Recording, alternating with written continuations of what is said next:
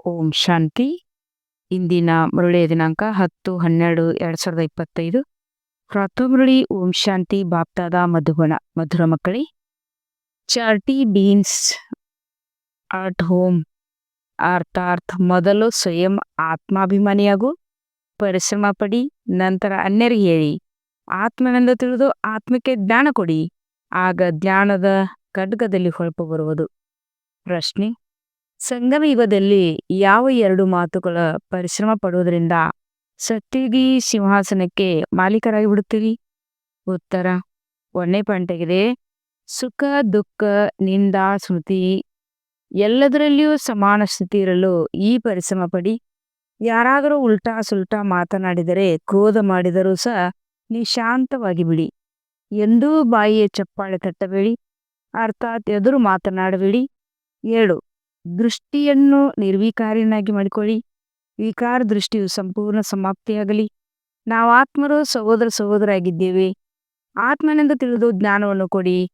ಆತ್ಮಾಭಿಮಾನಿಯಾಗುವ ಪರಿಶ್ರಮ ಪಡಿ, ಆಗ ಸತ್ಯುಗಿ ಸಿಂಹಾಸನಕ್ಕೆ ಮಾಲೀಕರಾಗಿ ಬಿಡುತ್ತೀರಿ. ಸಂಪೂರ್ಣ ಪವಿತ್ರರಾಗುವವರೇ ಸಿಂಹಾಸನಾಧಿಕಾರಿಗಳಾಗುತ್ತಾರೆ. ಓಂ ಶಾಂತಿ. ಆತ್ಮಿಕ ತಂದೆಯು ಆತ್ಮಿಕ ಮಕ್ಕಳೊಂದಿಗೆ ಮಾತನಾಡುತ್ತಾರೆ.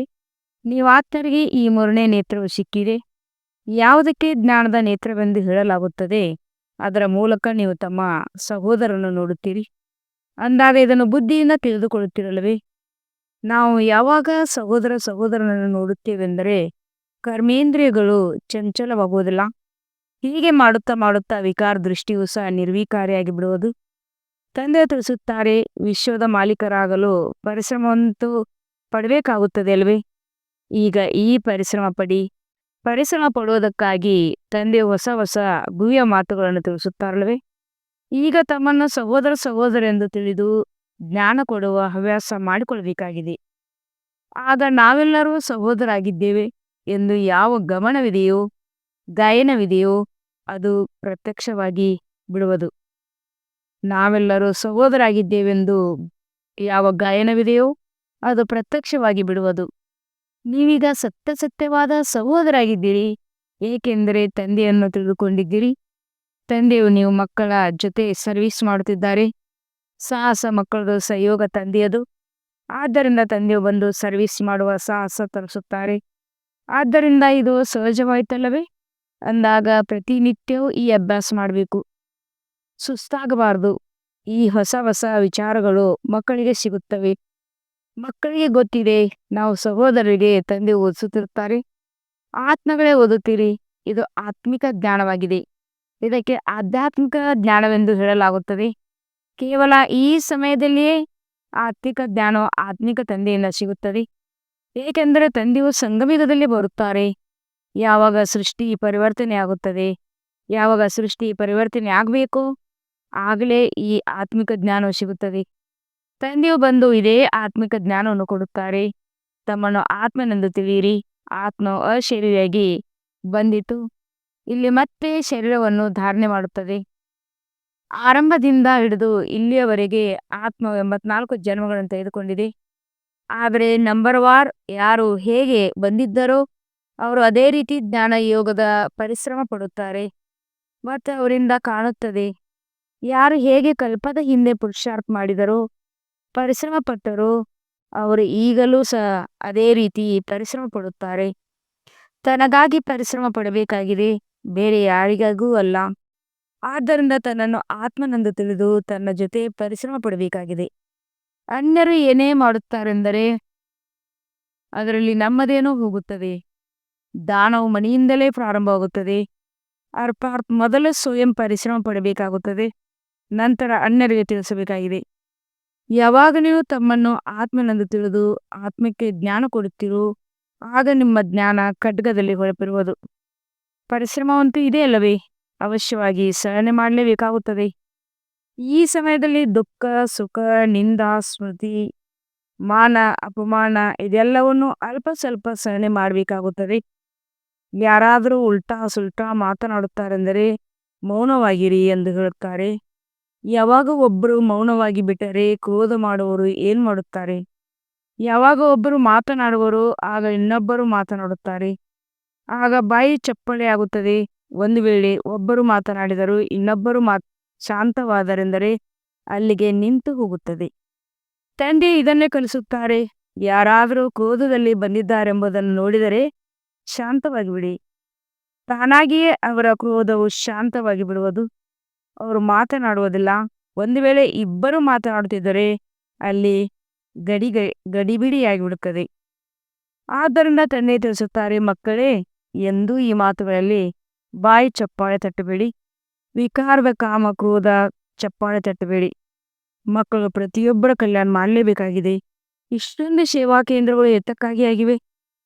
ಕಲ್ಪದ ಹಿಂದೆಯೂ ಸಹ ಇದೇ ರೀತಿ ಸೇವಾ ಕೇಂದ್ರಗಳು ತೆರೆದಿದ್ದವು. ದೇವ ತಂದೆಯು ನೋಡುತ್ತಿರುತ್ತಾರೆ.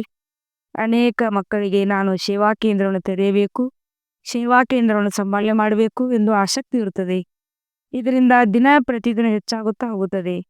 ಏಕೆಂದರೆ ಎಷ್ಟು ವಿನಾಶದ ದಿನವು ಸಮೀಪಿಸುತ್ತಾ ಹೋಗುವುದು, ಅಷ್ಟು ಇನ್ನೊಂದು ಕಡೆ ಸರ್ವೀಸಿನ ಉಮ್ಮಂಗು ಹೆಚ್ಚುತ್ತಾ ಹೋಗುವುದು.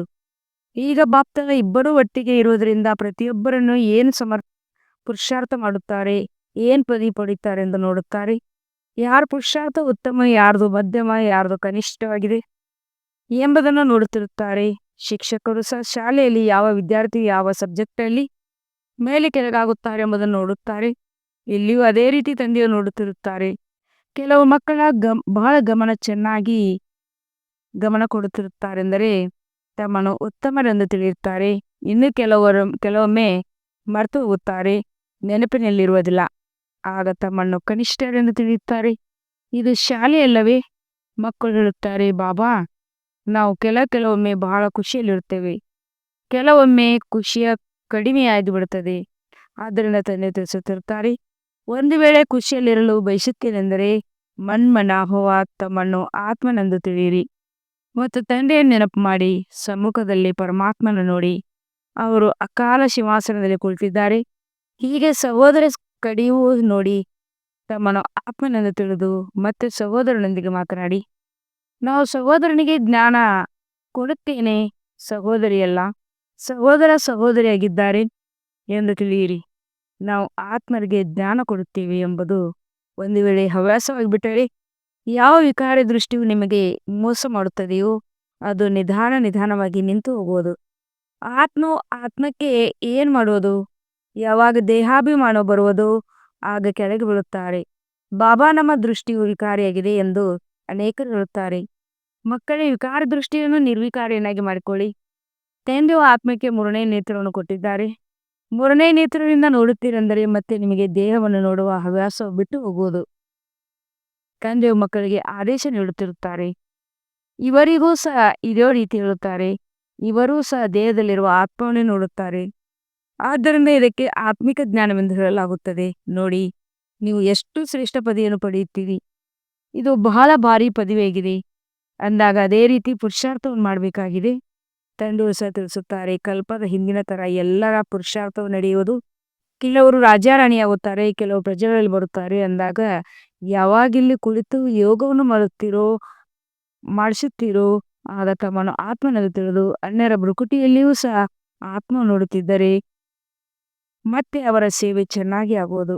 ಯಾರು ದೇಹಿ ಅಭಿಮಾನಿಯಾಗಿ ಕುಳಿತುಕೊಳ್ಳುವರೋ ಅವರು ಆತ್ಮನೇ ನೋಡುತ್ತಿರುತ್ತಾರೆ. ಆಗ ಇದನ್ನು ಹೆಚ್ಚು ಹೆಚ್ಚು ಅಭ್ಯಾಸ ಮಾಡಿ. ಆದರೆ ಶ್ರೇಷ್ಠ ಪದವಿಯನ್ನು ಪಡೆಯಬೇಕೆಂದರೆ ಸ್ವಲ್ಪ ಪರಿಶ್ರಮ ಪಡಬೇಕಲ್ಲವೇ? ಈಗ ಆತ್ಮಗಾಗಿ ಇದೇ ಪರಿಶ್ರಮವಾಗಿದೆ. ಈ ಆತ್ಮಿಕ ಜ್ಞಾನ ಒಂದೇ ಬಾರಿ ಸಿಗುತ್ತದೆ, ಮತ್ತೆಂದು ಸಿಗುವುದಿಲ್ಲ. ಕಲಿಯುವುದಲ್ಲಾಗಲಿ ಸತ್ಯುವುದಲ್ಲಾಗಲಿ ಸಿಗುವುದಿಲ್ಲ. ಕೇವಲ ಸಂಗಮಯುಗದಲ್ಲಿ, ಅದರಲ್ಲಿಯೂ ಬ್ರಾಹ್ಮಣರಿಗೆ ಸಿಗುತ್ತದೆ. ಇದನ್ನು ಪಕ್ಕಾ ನೆನಪಿಟ್ಟುಕೊಳ್ಳಿ. ಯಾವಾಗ ಬ್ರಾಹ್ಮಣರಾಗುವಿರೋ ಆಗ ದೇವತೆಗಳಾಗುತ್ತೀರಿ.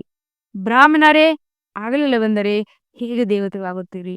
ಸಂಗಮಯುಗದಲ್ಲಿಯೇ ಈ ಪರಿಶ್ರಮ ಪಡುತ್ತೀರಿ.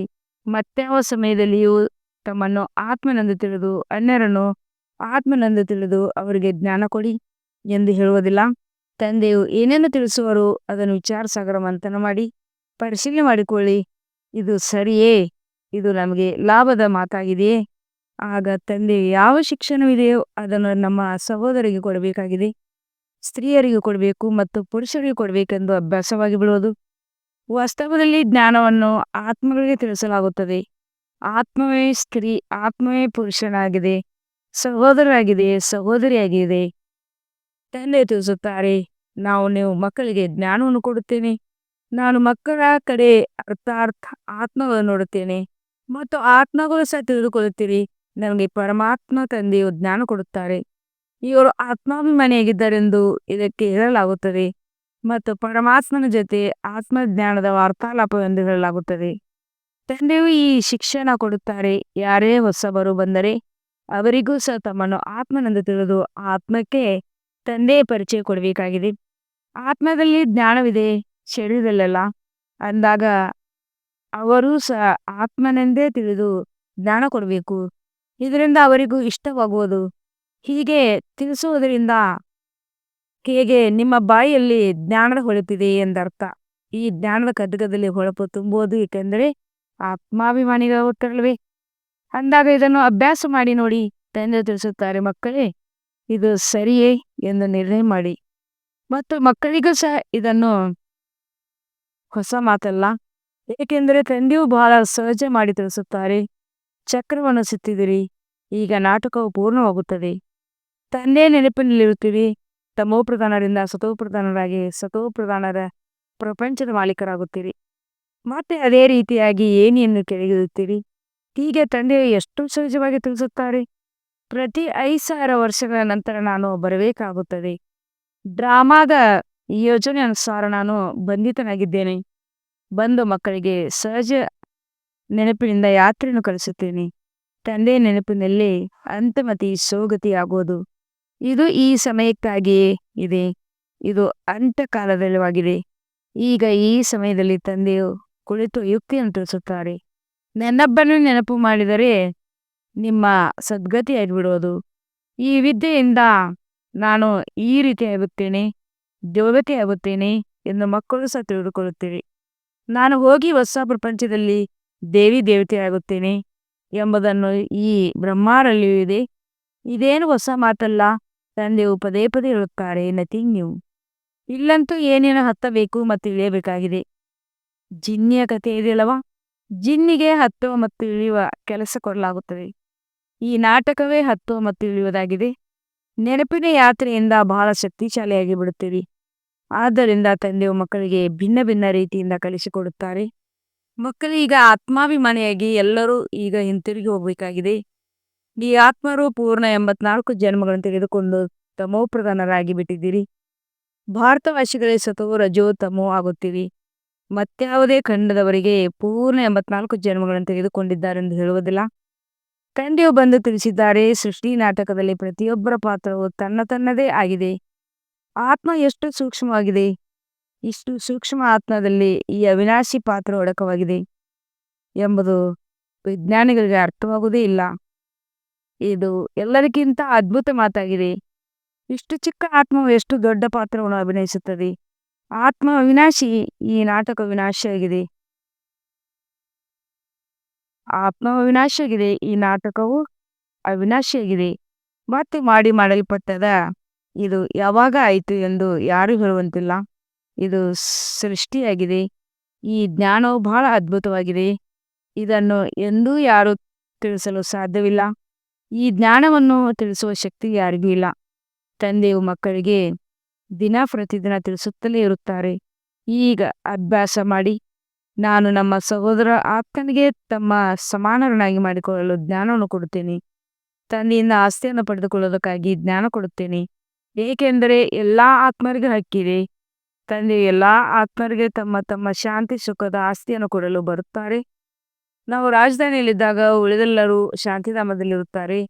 ಕೊನೆಯಲ್ಲಿ ಜಯ ಜಯಕಾರವಾಗುವುದು. ಇಲ್ಲಿ ಸುಖವೇ ಸುಖವಿರುವುದು. ಆದ್ದರಿಂದ ತಂದೆ ತಿಳಿಸುತ್ತಾರೆ, ಪಾವನರಾಗಬೇಕಾಗಿದೆ. ಎಷ್ಟೆಷ್ಟು ನೀವು ಪವಿತ್ರ ಆಗುತ್ತೀರೋ ಅಷ್ಟು ನಿಮ್ಮಲ್ಲಿ ಆಕರ್ಷಣೆ ಇರುತ್ತದೆ. ಯಾವಾಗ ನೀವು ಸಂಪೂರ್ಣ ಪವಿತ್ರ ಆಗಿಬಿಡುತ್ತೀರೋ ಆಗ ಸಿಂಹಾಸನಾಧಿಕಾರಿಗಳಾಗುತ್ತೀರಿ. ಆದ್ದರಿಂದ ಈ ಅಭ್ಯಾಸ ಮಾಡಿ. ಒಂದು ಕಿವಿಯಿಂದ ಕೇಳಿ ಇನ್ನೊಂದರಿಂದ ತೆಗೆದು ಹಾಕಿಕೊಳ್ಳಿ. ಈ ರೀತಿ ತಿಳಿಯಬೇಡಿ. ಈ ಅಭ್ಯಾಸವಿಲ್ಲದೆ ನೀವು ನಡೆಯಲು ಸಾಧ್ಯವಿಲ್ಲ. ತಮ್ಮನ್ನು ಆತ್ಮನೆಂದು ತಿಳಿಯಿರಿ. ಅವರೂ ಸಹ ಆತ್ಮ ಸಹೋದರನೆಂದು ತಿಳಿಸಿಕೊಡಿ. ಆತ್ಮಿಕ ತಂದೆಯು ಆತ್ಮಿಕ ಮಕ್ಕಳಿಗೆ ತಿಳಿಸುತ್ತಾರೆ. ಇದಕ್ಕೆ ಆತ್ಮಿಕ ಜ್ಞಾನವೆಂದು ಹೇಳಲಾಗುತ್ತದೆ. ಆತ್ಮಿಕ ತಂದೆಯು ಕೊಡುವವರಾಗಿದ್ದಾರೆ. ಎಲ್ಲ ಮಕ್ಕಳು ಪೂರ್ಣ ಆತ್ಮಾಭಿಮಾನಿಯಾಗಿ ಬಿಡುತ್ತೀರಿ. ಪವಿತ್ರರಾಗಿ ಬಿಡುತ್ತೀರಿ. ಆಗ ಹೋಗಿ ಸತ್ಯಯುಗ ಸಿಂಹಾಸನಕ್ಕೆ ಮಾಲೀಕರಾಗುತ್ತೀರಿ. ಯಾರು ಪವಿತ್ರವಾಗೋದಿಲ್ಲವೋ ಅವರು ಮಾಲೆಯಲ್ಲಿಯೂ ಬರೋದಿಲ್ಲ. ಮಾಲೆದು ಯಾವುದೇ ಅರ್ಥವಿರಬೇಕಲ್ಲವೇ? ಮಾಲೆಯ ರಹಸ್ಯವನ್ನು ಬೇರೆ ಯಾರೂ ತಿಳ್ಕೊಂಡಿಲ್ಲ. ಮಾಲೆಯನ್ನು ಏಕೆ ಸ್ಮರಣೆ ಮಾಡುತ್ತಾರೆ? ಏಕೆಂದರೆ ತಂದೆಗೆ ಬಹಳ ಸಹಯೋಗಿ ಕೊಟ್ಟಿದ್ದಾರೆ. ಅಂದಮೇಲೆ ಅವರ ಸ್ಮರಣೆ ಏಕೆ ನಡೆಯಬಾರದು? ನೀ ಎಲ್ಲರಿಂದ ಸ್ಮರಣೆ ಮಾಡುತ್ತಿರ್ತೀರಿ. ನಿಮ್ಮ ಪೂಜೆಯೂ ಆಗುತ್ತದೆ ಮತ್ತು ನಿಮ್ಮ ಶರೀರಕ್ಕೂ ಪೂಜೆ ನಡೆಯುತ್ತದೆ. ನನಗಂತೂ ಕೇವಲ ಆತ್ಮಕ್ಕೆ ಪೂಜೆ ಆಗುತ್ತದೆ. ನೀವು ನನಗಿಂತಲೂ ಹೆಚ್ಚು ಡಬಲ್ ಪೂಜೆಗೆ ಅರ್ಹರಾಗುತ್ತೀರಿ. ನೀವು ಯಾವಾಗ ದೇವತೆಗಳಾಗುತ್ತೀರೋ ಆಗ ದೇವತೆಗಳ ಪೂಜೆ ಮಾಡುತ್ತಾರೆ. ಆದ್ದರಿಂದ ಪೂಜೆಯಲ್ಲಿಯೂ ಮುಂದೆ, ನೆನಪಾರ್ಥದಲ್ಲಿಯೂ ಮುಂದೆ ಮತ್ತು ರಾಜ್ಯ ಭಾಗ್ಯದಲ್ಲಿಯೂ ಮುಂದೆ ಹೋಗುತ್ತೀರಿ. ನೋಡಿ, ನಾನು ನಿಮ್ಮನ್ನು ಎಷ್ಟು ಶ್ರೇಷ್ಠರನ್ನಾಗಿ ಮಾಡುತ್ತೇನೆ. ನೋಡಿ, ಹೇಗೆ ಮಕ್ಕಳು ಪ್ರಿಯರಾಗುತ್ತಾರೆ. ಬಹಳ ಪ್ರೀತಿ ಇರುತ್ತದೆ ಎಂದರೆ ಮಕ್ಕಳನ್ನು ಹೆಗಲ ಮೇಲೆ ತಲೆಯ ಮೇಲೆ ಕುಳಿಸಿಕೊಳ್ಳುತ್ತಾರೆ. ತಂದೆ ಒಮ್ಮೆಲೆ ತಲೆಯ ಮೇಲೆ ಇಟ್ಟುಕೊಳ್ಳುತ್ತಾರೆ. ಒಳ್ಳೆಯದು. ಮಧುರಾತಿ ಮಧುರ ಅಗಲಿ ಹೋಗಿ ಮರಳಿ ಸಿಕ್ಕಿರುವ ಮಕ್ಕಳ ಪ್ರತಿ ಮಾಪೀತ ಬಾಪ್ತಾದರ ನೆನಪು ಪ್ರೀತಿ ಹಾಗೂ ಸುಪ್ರಭಾತ. ಆತ್ಮಿಕ ಮಕ್ಕಳಿಗೆ ಆತ್ಮಿಕ ತಂದೆಯ ನಮಸ್ತೆ. हम रूहानी बच्चों की रूहानी बाप दादा को याद प्यार और गुड मॉर्निंग और नमस्ते नमस्ते नमस्ते. शुक्रिया बाबा, शुक्रिया. ವಹಾ ಬಾಬಾ ವಹಾ. ಧಾರಣೆಗಾಗಿ ಮಕ್ಕಳ ಸಾರ 1ನೇ ಪಾಯಿಂಟ್ ಆಗಿದೆ. ಗಾಯನ ಮತ್ತು ಪೂಜೆಗೆ ಯೋಗ್ಯರಾಗಲು ಆತ್ಮೀಯರಾಗಬೇಕಾಗಿದೆ. ಆತ್ಮವನ್ನು ಪವಿತ್ರ ಮಾಡಿಕೊಳ್ಬೇಕಾಗಿದೆ. ಆತ್ಮಾಭಿಮಾನಿಯಾಗುವ ಪರಿಶ್ರಮ ಪಡಬೇಕಾಗಿದೆ. ಮನ್ಮನಾಭವದ ಅಭ್ಯಾಸದ ಮೂಲಕ ಅಪಾರ ಖುಷಿಯಲ್ಲಿರಬೇಕಾಗಿದೆ. ಸ್ವಯಂವನ್ನು ಆತ್ಮನೆಂದು ತಿಳಿದು ಆತ್ಮನೊಂದಿಗೆ ಮಾತನಾಡಬೇಕಾಗಿದೆ. ದೃಷ್ಟಿಯನ್ನು ವಿಕಾರಿಯನ್ನಾಗಿ ಮಾಡಿಕೊಳ್ಬೇಕಾಗಿದೆ. ವರದಾನ: ಮಾಸ್ಟರ್ ಚೇತನ ಸ್ಟೇಜ್ ಮುಖಾಂತರ ಆಪತ್ತುಗಳಲ್ಲಿಯೂ ಸಹ ಮನೋರಂಜನೆಯ ಅನುಭವವನ್ನು ಮಾಡುವಂತಹ ಸಂಪೂರ್ಣ ಯೋಗಿ ಭವ. ಮಾಸ್ಟರ್ ಚೇತನ ಸ್ಟೇಜ್ ಮೇಲೆ ಸ್ಥಿತ ಆಗುವುದರಿಂದ ದೊಡ್ಡ ಆಪತ್ತು ಒಂದು ಮನೋರಂಜನೆಯ ದೃಶ್ಯವಾದ ಅನುಭವ ಆಗುವುದು. ಹೇಗೆ ಮಹಾ ವಿನಾಶದ ಆಪತ್ತನ್ನು ಸಹ ಸ್ವರ್ಗದ ದ್ವಾರ ತೆಗೆಯುವುದು ಸಾಧನೆ ಎಂದು ಹೇಳಿವಿರಿ. ಆ ರೀತಿ ಯಾವುದೇ ಪ್ರಕಾರದ ಚಿಕ್ಕ ದೊಡ್ಡ ಸಮಸ್ಯೆ ಹಾಗೂ ಆಪತ್ತುಗಳಲ್ಲಿಯೂ ಮನೋರಂಜನೆಯ ಪಾಪ ಕಂಡುಬರುವುದು. ಹಾಯ್ ಹಾಯ್ ಎನ್ನುವ ಬದಲು ಓಹೋ ಶಬ್ದ ಬರಲಿ. ದುಃಖವೂ ಸಹ ಸುಖದ ಸ್ವರೂಪದಲ್ಲಿ ಬರಲಿ, ಅನುಭವ ಆಗಲಿ. ದುಃಖ ಸುಖದ ಜ್ಞಾನ ಇದ್ದರೂ ಸಹ ಅದರ ಪ್ರಭಾವದಲ್ಲಿ ಬರಬಾರದು. ದುಃಖವನ್ನು ಸಹ ಬಲಿಯಾರಿಯಾಗಿ ಸುಖದ ದಿನಗಳು ಬರುವುದಿದೆ ಎಂದು ತಿಳಿಯಿರಿ. ಆಗ ಹೇಳಲಾಗುವುದು ಸಂಪೂರ್ಣ ಯೋಗಿ. ಸ್ಲೋಗನ್ ಆಗಿದೆ: ಹೃದಯ ಸಿಂಹಾಸನವನ್ನು ಬಿಟ್ಟು ಸಾಧಾರಣ ಸಂಕಲ್ಪ ಮಾಡುವುದು ಅರ್ಥಾತ್ ಧರಣಿಯ ಮೇಲೆ ಪಾದವನ್ನು ಇಡುವುದು. ಅವ್ಯಕ್ತ ಸೂಚನೆ: ಈಗ ಸಂಪನ್ನ ಅಥವಾ ಕರ್ಮಾತೀತರಾಗುವುದರಲ್ಲಿ ತತ್ಪರಾಗಿರಿ. ಕರ್ಮ ಮಾಡುತ್ತಾ ತನ್ನ ಹಗುರ ಮನಸ್ಸಿನ ಸ್ಥಿತಿಯ ಹಗುರ ಕರ್ಮದ ಫಲಿತಾಂಶ ಮನಸ್ಸನ್ನು ಸೆಳೆಯಬಾರದು. ಎಷ್ಟೇ ಕಾರ್ಯವು ಹೆಚ್ಚುತ್ತಿರಲಿ, ಅಷ್ಟೇ ಹಗುರತನ ಹೆಚ್ಚುತ್ತಿರಲಿ, ಕರ್ಮ ತನ್ನ ಕಡೆ ಆಕರ್ಷಿತರನ್ನಾಗಿ ಮಾಡಬಾರದು. ಅಂದರೆ ಮಾಲೀಕರಾಗಿ ಕರ್ಮ ಮಾಡಿಸುತ್ತಿದ್ದಾರೆ ಮತ್ತು ಮಾಡುವವರು ನಿಮಿತ್ತರಾಗಿ ಮಾಡುತ್ತಿದ್ದಾರೆ. ಈ ಅಭ್ಯಾಸವನ್ನು ಹೆಚ್ಚಿಸಿ, ಆಗ ಸಂಪನ್ನ ಕರ್ಮಾತೀತ ಸಹಜವೇ ಆಗಿಬಿಡುತ್ತೀರಿ. ಓಂ ಶಾಂತಿ.